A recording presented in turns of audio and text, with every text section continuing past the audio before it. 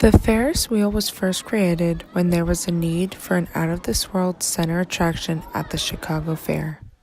Daniel Burnham, the lead engineer and designer for the project, quickly knew that they needed to come up with something that could compare to the Eiffel Tower, to create a masterpiece that could be the Eiffel's rival. As one proposal after another came into mind, these buildings that are thousands of feet high, able to obtain 5,000 hotel rooms and about 237-foot diameter dome suitable for a music hall, just did not seem to hold up the expectations that was going to be promised.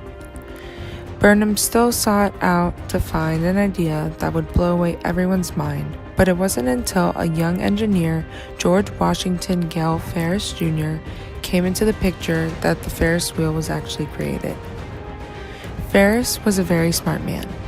He graduated with a civil engineering degree from the Rensselaer Polytechnic Institute and went on to doing engineer work on railways, mining tunnels, and even building bridges. The idea of the Ferris wheel did not come from out of thin air, as there were actual inspirations in Ferris' early childhood life. When he was little, he lived on a ranch and seemed to be fascinated by the water wheel. The water wheel was a machine that rotated with buckets attached to them, which then would collect water and be supplied to the horses. Ferris proposed idea after idea, but he knew that none of them were up to the standards. In his own words, he stated, "None of them were satisfactory." It was one of those dinners down at Chicago Chop House that it hit on the idea. I remember marking that I would build a wheel, a monster.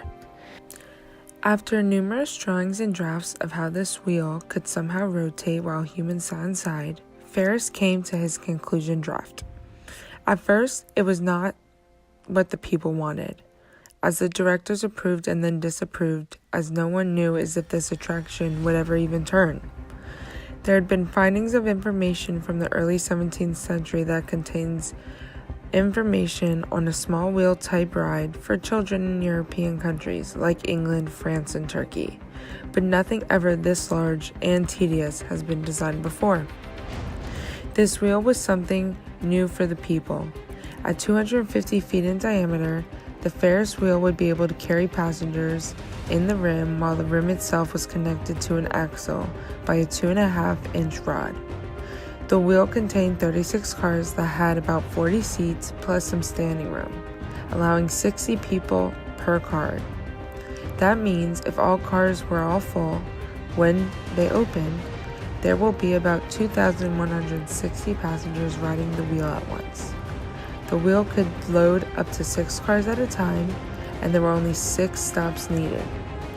Each loading would be followed by a full rotation so that every passenger was able to experience full lengths around the wheel.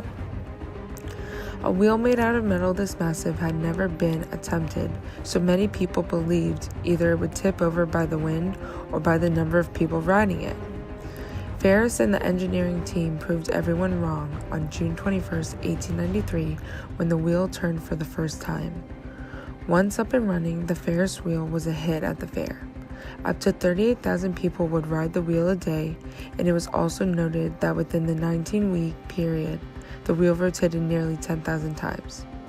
It was not known in the beginning that the Ferris wheel would be a hit or not, but in the end, he created an attraction that would forever be a favorite to all people all over the world throughout time.